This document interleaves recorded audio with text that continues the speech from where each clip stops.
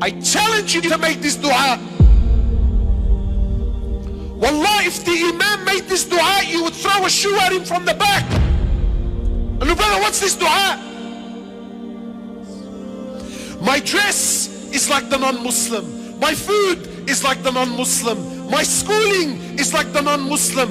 My appearance is like the non-Muslim. My house is exactly like the non-Muslims. My dreams and my ambitions of owning a house and taking my family on a holiday at the end of the year and driving, every ounce of my body's ambition is exactly like the non-Muslim. My name was Muhammad, I changed it to Mo. My name was Mustafa, I changed it to Steve. Every ounce of me is dripping non-Muslim. Yeah, but brother, alhamdulillah, I'm a Muslim. The Prophet says, glad tidings, hani'an, hani'an, glad tidings to the stranger. Honestly, who feels like a stranger, bro? Who, bro?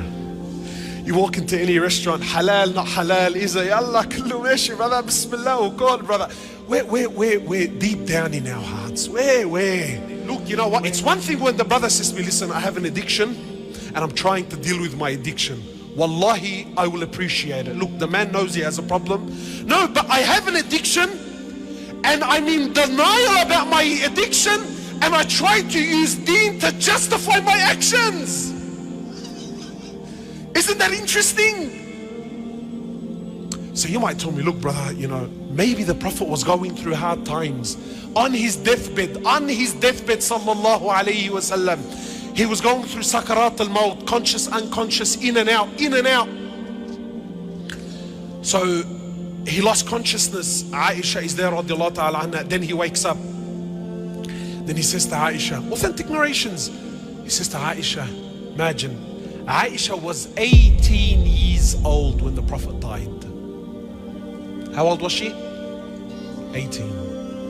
And Allah called her and the others in the Quran, Allah called them Ummahat al-Mu'mineen, the mothers of the believers, meaning they have become haram on every man. Yani once the Prophet dies, sallallahu alaihi wasallam, no one can remarry her. 18 in a world and in a society where the man was everything. Imagine this 18-year-old is watching her husband die at the age, and she has her whole life that now she knows, I'm going to be alone. I can never remarry after him. So he wakes up from his, you know, he was unconscious, and says to Aisha, how much money do we have? This sunnah no one talks about. Sheikh, please man, put these stories behind. Let's speak about investments and stocks, and let's speak about buying houses, brother. Because in our hearts, we believe that honor, that money will restore the honor of Islam. Ya Aish. Ya haram. So she says to my Prophet of Allah, all that we have is 7 gold coins. Imagine a man with 9 wives. Today brothers have paid off their houses, paid off. And he's working to pay off the 2nd and the 3rd because brother, I need to leave something for my children, brother. Exhausting his life. Not halal haram. I don't care about halal and haram.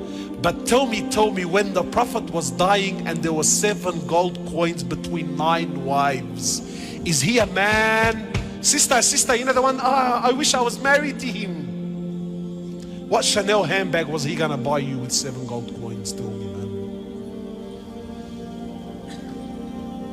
What hair and makeup studio were you gonna go to on a fortnightly basis? Tell me.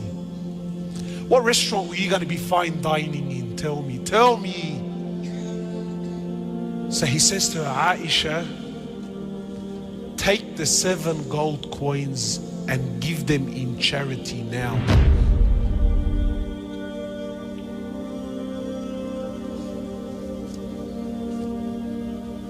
See the sicknesses, my brothers. Just try this. Just try this. Go to a sheikh. Go to a sheikh.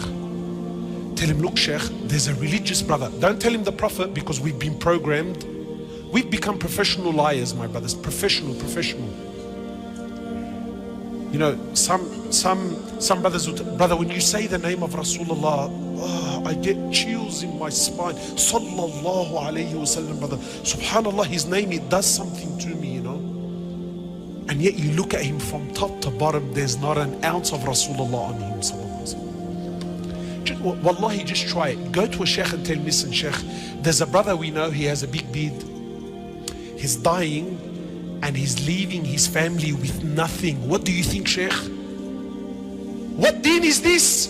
What fikr is this? What understanding is this? This is extreme, brother. This is a... Then tell him the prophet left 9 wives with nothing.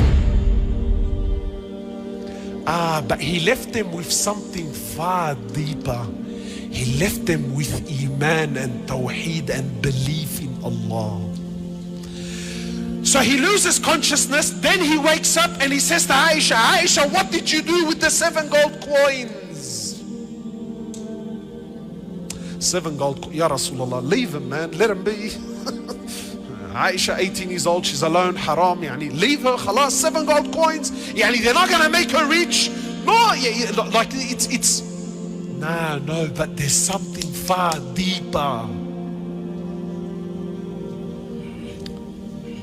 So she says, oh Prophet of Allah,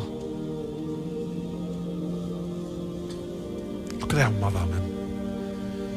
She said, I held on to them, I didn't give them away in charity. I'm scared. He says to Aisha, do you want me to die and stand in front of Allah while I still own something from this dunya? Is this how you want me to stand in front of Allah, Aisha?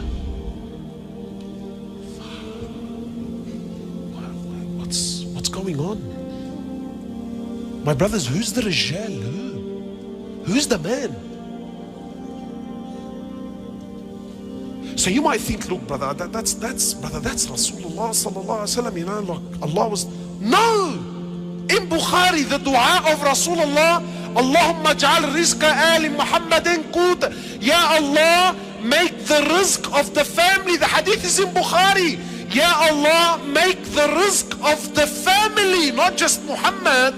Muhammad and his family, sallallahu. Make the rizq and the provisions of Muhammad and his family the bare minimum. I challenge you to make this dua. Wallah, if the Imam made this dua, you would throw a shoe at him from the back. And look, brother, what's this dua?